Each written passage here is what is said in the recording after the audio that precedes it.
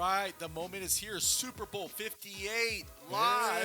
Hey, here we go. On Sunday, February 11th, it's going to be in Las Vegas, Nevada, home of the Raiders, where they will sit back and watch their arch rivals, the Kansas City Chiefs. Chiefs Kingdom, baby. Going against the gold rush of the San Francisco 49ers for a rematch of Super Bowl 54. Before we dive in, let's go ahead and take a quick pause and thank our following sponsors. With spring here and all the storms on their way, you need to make sure you have the proper home, auto, and all your properties insured.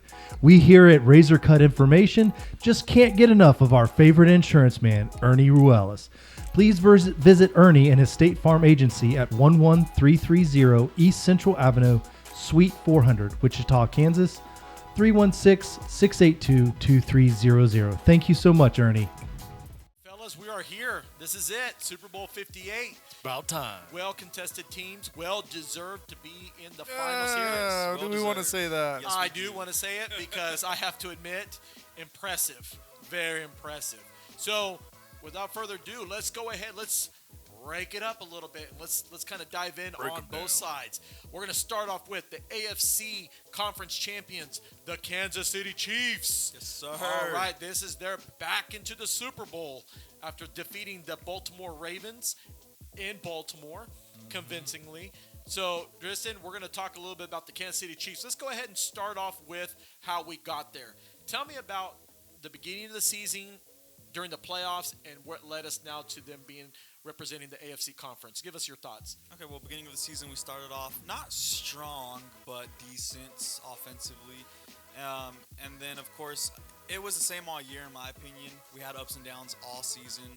The biggest thing that, of course, us Chiefs fans and everybody else noticed was the receivers and, how are we going to win with our receiving core?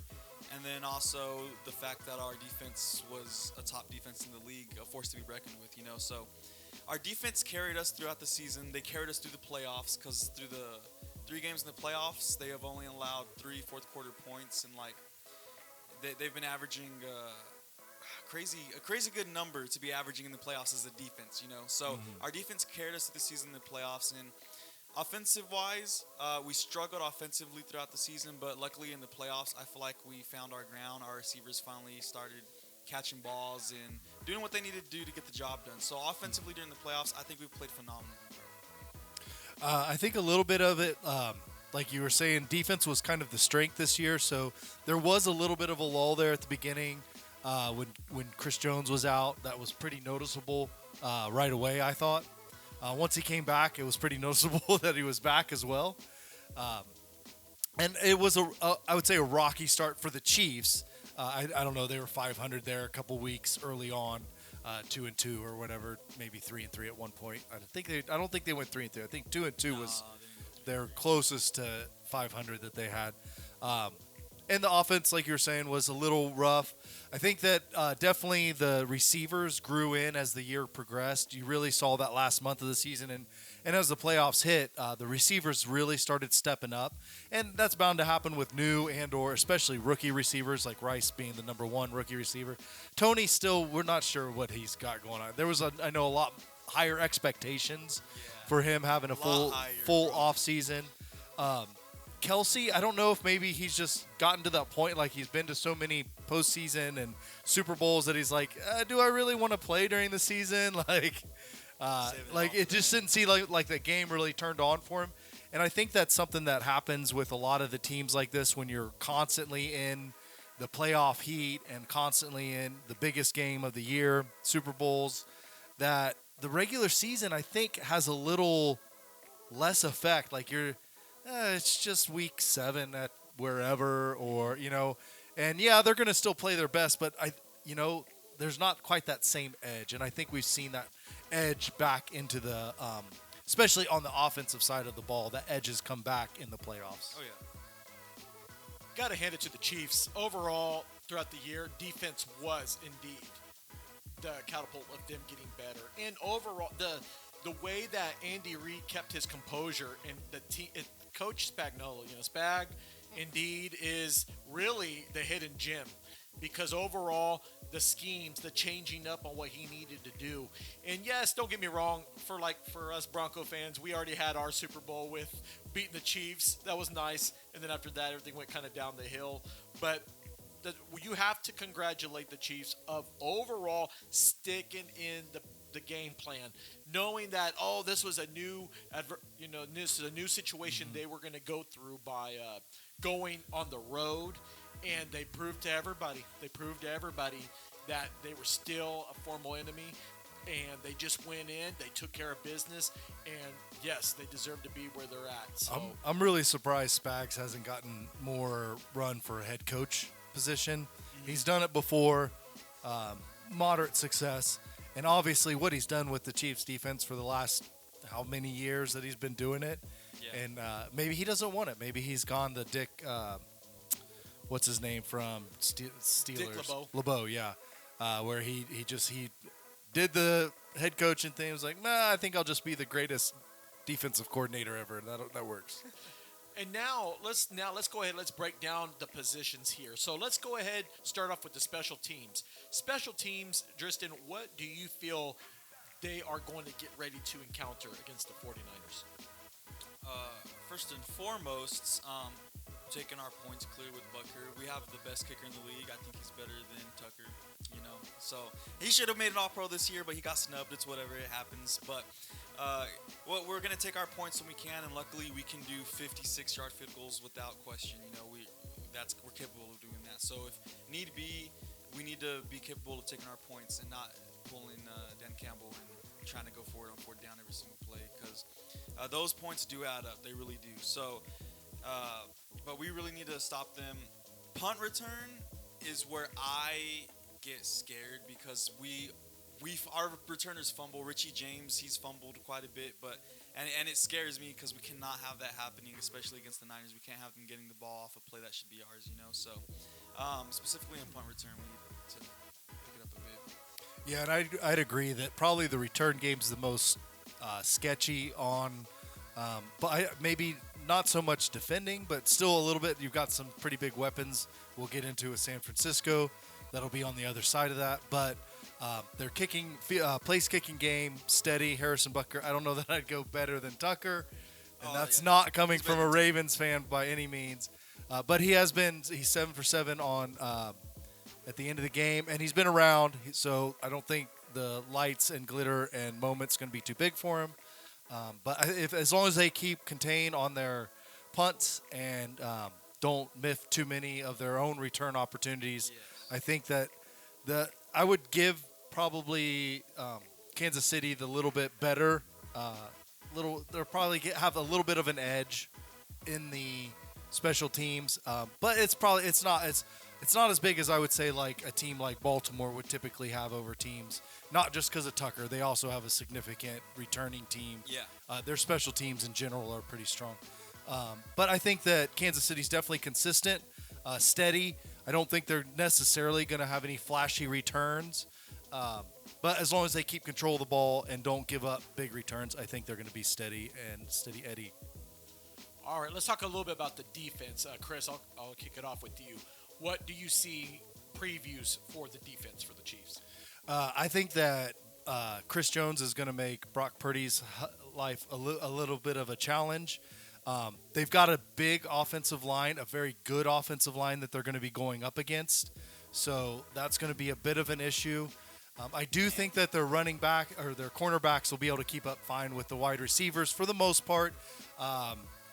Samuel might get a little bit of, something out of the backfield where he gets a little head of steam and can get some yards. But I don't think they're going to get beat super hard or super easily over the top necessarily. Now, how they play Kittle, that might be a little bit more of a point that they have to hit. But as far as stopping how to lock down Kittle, but he hasn't had that great of a year this year. He's ticked up a little bit here in the playoffs, so we'll see what happens there. But I think on the defensive side, they just need to stop the run, and I think lock down those receivers, and they'll be pretty fine. Well, first off, I just want to give my condolences to Charles Omenihu. He tore his ACL and during the Ravens game, and he was doing a great job. He's the one that had that caused a fumble on Lamar and everything. So that sucks to have him out. He was a great edge rusher, but despite losing him, listen, our defensive tackles, our edge rushes, we're gonna get the pressure going. I'm telling you that right now. We're gonna cause chaos for Purdy, and he's gonna not know what to do. So we got Chris Jones and Karlaftis on the edge. Karlaftis had a great game last time too against Baltimore. So I think defensively we're well rounded. Our linebacker core, Willie Gay and Nick Bolton, they're spectacular.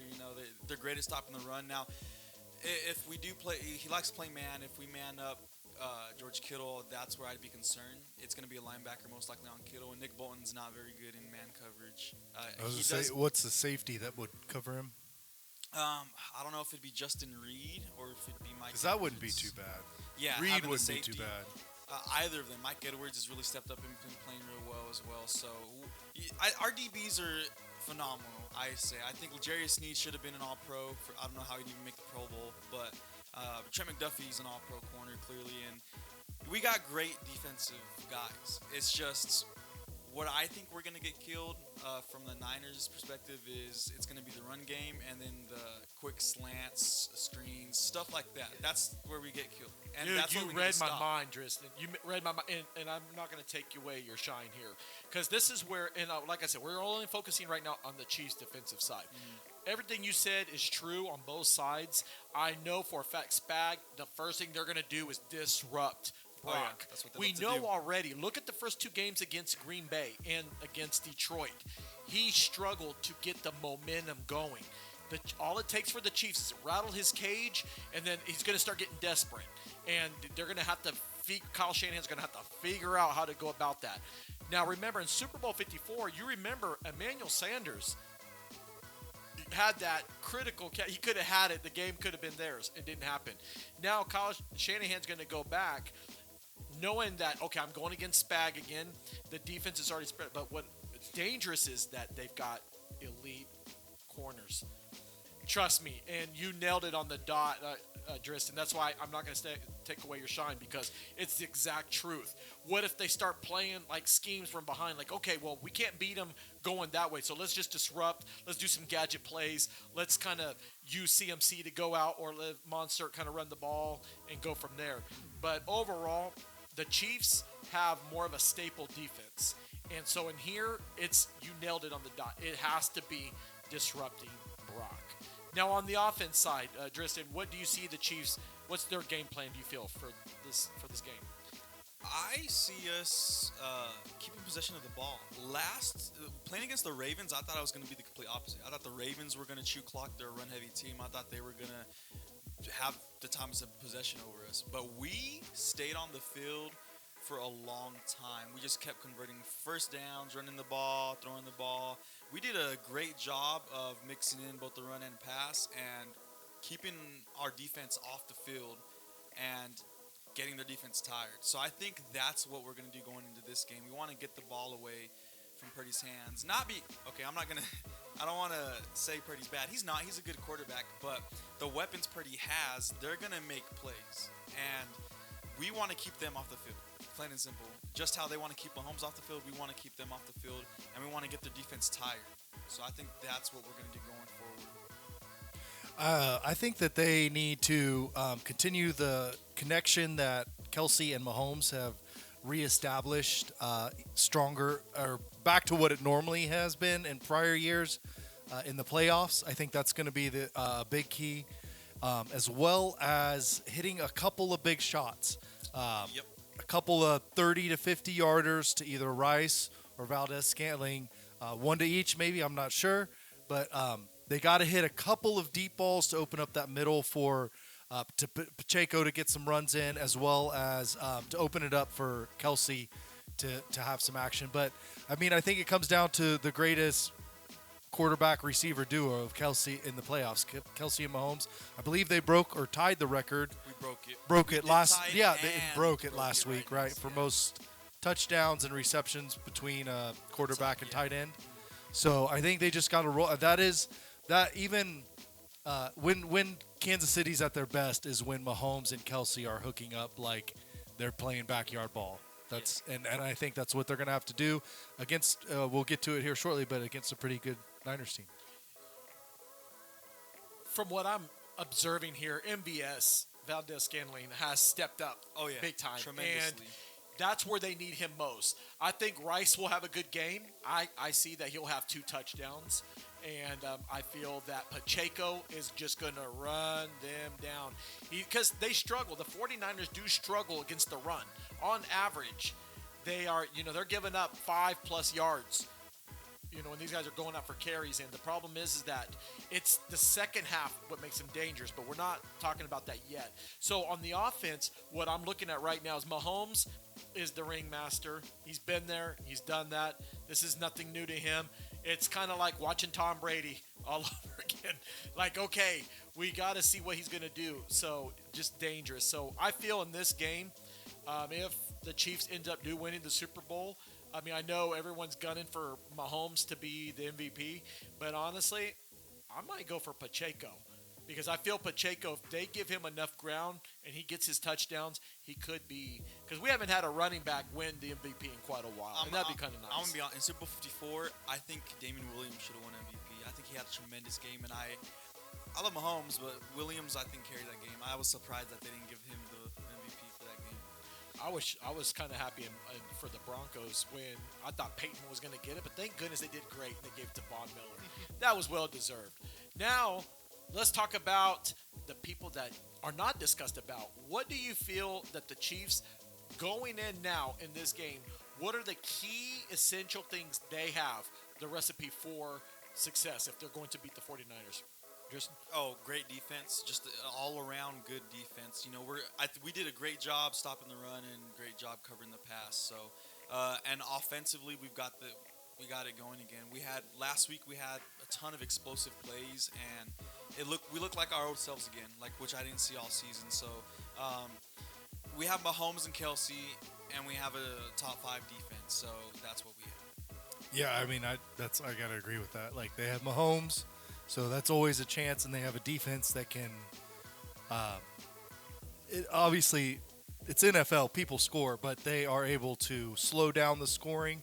And if you slow down the scoring against and you're playing against Patrick Mahomes, you get slowed down.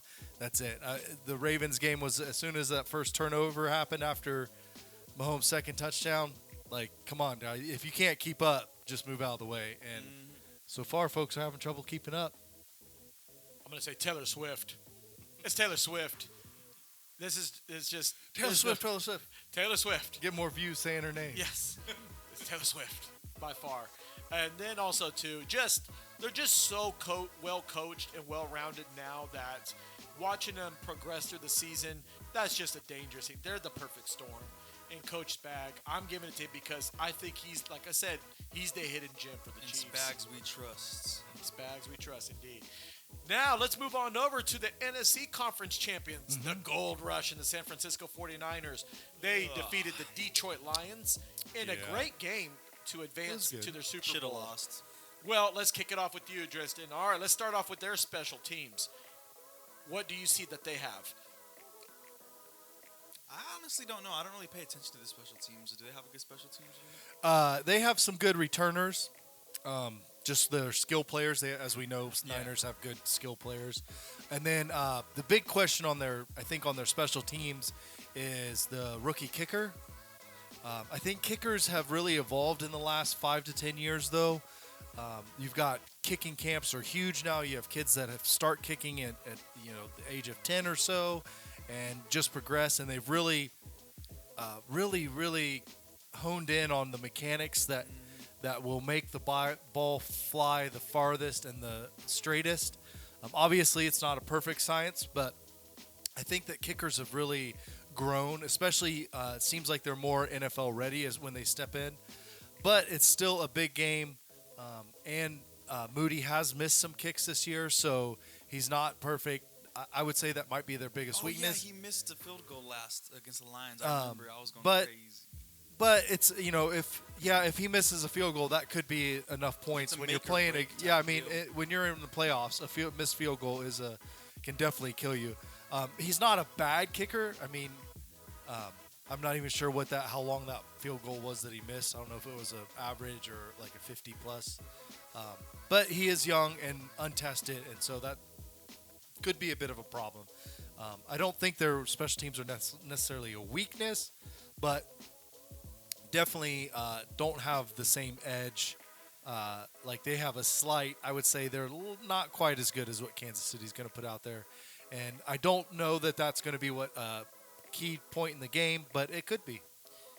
Let's talk about their defense. I'm going to kick it off with you, Tristan. What do you see about their defense? Okay, now the defense, they have a great defense. Clearly, I think, Nick Bosa, they have former defensive player of the year, so he's going to cause mayhem, but I think Jawan Taylor can do a decent job of making sure he doesn't get to Mahomes, but he's, in my opinion, the biggest threat defensively, because if you can get to Mahomes and disrupt his game, then that's dangerous. So they have former Chief Charvarius Ward. It's funny that he's playing on the Niners now when he was on the Chiefs when we beat them the first time, so the script is flipped for him. But he's a tremendous corner, top 10 corner in the league, so he's going to be on lockdown.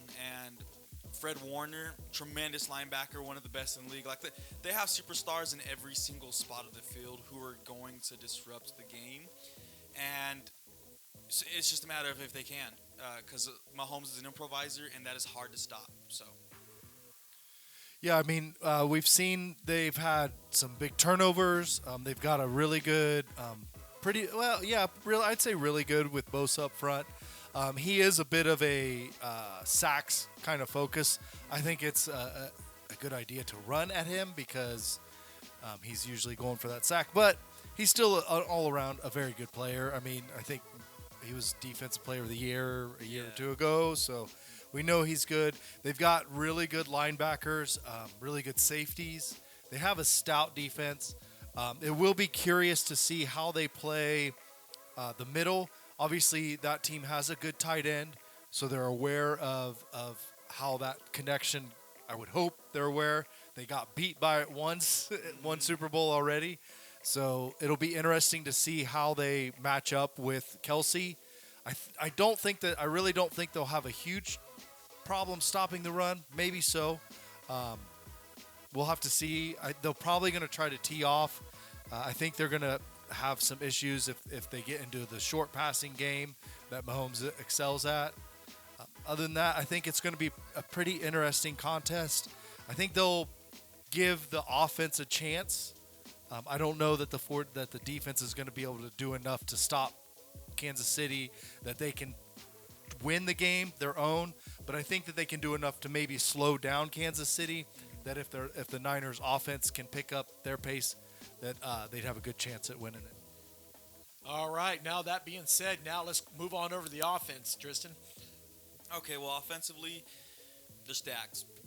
Probably the best offensive line, best wide receiver group, one of the best tight ends. Like, they're just stacked everywhere, right? The only thing and I said this last week when we were talking about Detroit and them, is that to me, their only weakness is Purdy.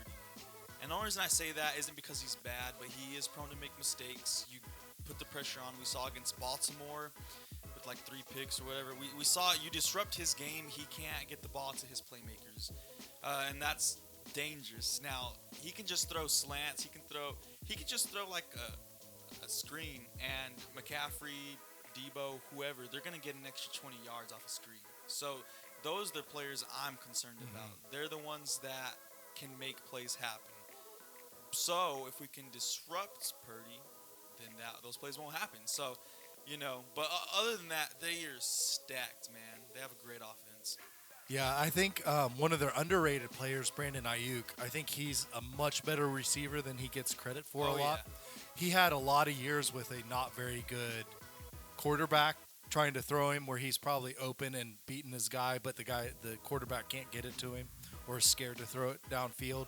Purdy isn't, and has, if he's given the time, and he has a very, like Tristan's saying, probably the best offensive line, definitely one of the best offensive linemen in Williams, as we know. Oh, yeah. I believe they're kind of undefeated this year when Trent Williams is playing. So that'll be interesting. I'm sure Chiefs defense will try to get some mismatches on other parts of the line, but it's a pretty stacked line. It's pretty strong, so that'll be interesting. I think, though, The thing is, because everyone, of course, is going to be watching McCaffrey. Like, C-Mac is the man on that offense, and that's when I think Ayuk and Kittle tend to do their damage. So if Christian McCaffrey starts to take off early in the game with some big runs, that's when I'd start to get worried about Ayuk getting the big hitter or Kittle having a couple nice 20 to 40-yard plays. All right, you left me to say this one. Don't forget about their backup, Monster. That guy could run the ball as well, and that could be the thing if the 49ers are able to do this. But you know the name that none of you guys have said yet, who is really it's going to come down to, is Kyle Shanahan. Oh, yeah, I meant to say. Kyle Shanahan. At the end of the day, Kyle Shanahan, you've been there before already. You've lost them all. It's time now to learn from your mistakes and to say, okay, what do I do in this scenario? If your run game's going well, if it's not broke, don't fix it. George Kittle's playing now, and everything's great. You've got your wide receivers set. Okay, that's great. But now, here's the thing that gets to everybody the most. Now, Christian, if he gets hurt, does that change the game? Yes. Yes. Tremendously. If Debo gets hurt, yes. It changes a little bit because now they can just lock up on Ayuka, and that's a wrap. So, besides staying healthy, it's Kyle Shanahan. He's got to make sure all the checks and balances are set. Now, let's look at the coaches real quick. Andy Reid's side. What do you think Andy Reid's game plan is going to be going in? Oh, well, let me see. He's going to leave everything defensively to Spags. I don't think he's going to touch much on that. Spags has done tremendously this season. So, offensively, I think, like I said, he's just going to try to maintain possession of the ball the longest. And then I think with that, he's going to have explosive plays. They always find their way, especially with a quarterback like Mahomes and a time like Kelsey. They just move around. They find space in zones. They're really great at that, and that's the game plan. Just let the players play. Just do their thing. And so I think that's what's going to happen. Yeah, I think the last year or two, probably the last couple years, Andy Reid has really kind of changed his coaching and been able to where he can – I think he runs it more is basically what I'm trying to say than he used to. He's not so afraid to go into the second half with the lead and just turn the ball and not – because that's some of the things – his big knock a lot of times before he won the big one and even in years when they've not made it back – he gives up on the run too soon. He can't keep a lead. I think it's finally because we got a good running back, and probably so. Yeah, like you can be like, okay, I can trust him to get 2 to 4 yards down, and then we can always have a third down that's reasonable. Yeah, and of course they're always going to be mixing in, trying to get a big hit here and there whenever they can. So I think that just Andy Reid needs to keep doing the same thing he's always done here lately. He trusts his team now. He's probably got. He's a Hall of Fame coach. He pretty much was when he came to Kansas City. Definitely is now. So I think he just needs to keep doing focus on his deal. Don't try to guess and do whatever the Niners are. Shanahan, he's got the pressure on him. He's been here, like you said, a couple times now, once as a head coach, once as a coordinator, and I think maybe another time or two. And he's got to figure out a way to win. I mean, we had the Falcons 28-0 debacle. Run the ball. Turn the clock out. Don't let Matt Ryan throw your game away. And then the last game, it'll be interesting to see. He's got I think a really smart quarterback now. He may not be completely as physically talented as also, but Brock Purdy's definitely a very good quarterback. He's not a game manager. A game manager doesn't win his first 13 starts and then 13 or 14 games the next year, 13 games the next year. Like, that's not what a game manager does. I think he gets a little bit sidechecked because of the talent that surrounds him, but he still has to get the ball to them at the right times. So I think Shanahan just he needs to step up his game a little. All right, before we dive in on our winner picks, let's go ahead and take a quick pause and thank our following sponsors. Hey guys, why don't you check out She Barber Cuts Barbershop and give Markeisha Brown, the licensed professional barber there, a call at 316-218-3566 for all your haircut needs. She's got cuts for kids, adults, and for those looking for the good one, the Deluxe, with beard trims, wash, and hot towels. So don't forget to give Markeisha a call at She Barber Cuts and see her at 2319 North Ridge, Barber Suite 6A, here in Wichita, Kansas. All right, this is it for Super Bowl 58. Who are you taking, Tristan? Oh, I think The it's suspense Let me is guess. killing me. Yeah, so I gotta take the Chiefs, baby. You know, we've been doubted all year. We're the underdogs again by like 1.5 points or something. Very little, but we're still the underdogs, right? Which I think should not be the case. We've been the underdogs all throughout the playoffs, all because they said we didn't have receivers. So you know what? The Chiefs are gonna win this one, bro. Solidify this dynasty. Yeah, I don't have the betting market up in front of me, but if they are the underdogs, I would totally take that money line bet, whatever the odds are on that, because it's going to probably be positive. I'm going to go Chiefs. For me, you got to beat the best to be the best, and Shanahan hasn't been able to do it in multiple tries. I don't think it's going to work out this time. And Kelsey and Mahomes love that underdog. They just chew on that it's craziness. So I think they're going to get their first back-to-back, and then after this one, it'll be the debates on the GOAT are really going to step up, because now he'll have his back-to-back like Brady had, and so yeah, I think it's going to be the Chiefs. Yeah, there's no doubt about it. I mean, we've seen a few in our lifetime. I mean, our lifetime here, the first back-to-back I saw was when Denver won, and then, of course, New England. And, before we talk about that a little bit on our pick, it's hard to go against the Chiefs. The Chiefs have proven they beat the best teams. I feel that San Francisco I would not discredit Green Bay or Detroit, but Buffalo and Baltimore were better teams, and the Chiefs beat them. And it's hard to beat against a team that's got the momentum going. And so I have to say it. I'm going to have to go for the Chiefs. I mean, there's just no way. That team looks hungry, and they're the new New England Patriots, or it could be even better, because overall, when it comes to dynasty, we've seen New England do this for so long, and now the Chiefs are becoming that team. So everyone now has to fall in line like, okay, what's it going to take to beat them? How do we need to do to get there? And right now, the only person that has had that successful blueprint is just the Cincinnati Bengals. That's the only guy, besides Tom Brady when he beat him with the New England Patriots. But still, it's just watching Mahomes evolve. He's evolved. This team has evolved, and we're watching it before our very eyes. Is that they are the cream of the crop, like Macho Man Randy Savage said. He's the man. They're the real deal. So, real quick before we dive out here, halftime show. What do you think how do you think the halftime show is going to be? I think it'll be good. I feel like the past couple of years halftime shows haven't been popping that much, or haven't been too crazy. But it's Usher's the main guy, so I like his music. I think I'll enjoy it. Not sure how crazy it's gonna be though. Yeah, I don't know.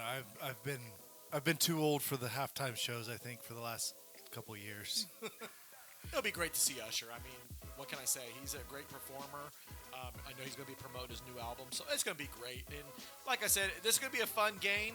Let it come down to the wire. Let the best man win. And, like I said, it's kind of great to see that the local team is just having much success. Shout out to my mother. My mother doesn't know really nothing about football, but she would say, well, yeah, I'd go for the Chiefs. They're closer to home. So I was like, good thinking, Mom. Good thinking. Mm-hmm. So she did a good job there. So you guys, any shout-outs before we go? Shout out to my Chiefs, baby. You know what I'm saying? They didn't think we'd make it another year, especially seeing our receivers, but look at where we are. Just thanks for everyone out there listening to us. Let's do a shout-out to the 49er side. Shout-out to Pat, my friend Marie and her family. I know they're out there in California rocking it. I know her team's happy. The whole family's happy that their 49ers are in. Isaiah Hernandez and the family as well. So you guys, hey, let it be a good game. On the flip side here, the Chiefs, we've got Tristan leading the way with Marty, Val, and the gang, Travis. Hey, you guys, congratulations for making it, and we look forward to the Super Bowl to be fun and memorable. We will do one more show on the recap of the season, and we will take a break from Sportsfellas for a little bit. Then we'll dive into March Madness. Until then, we're out.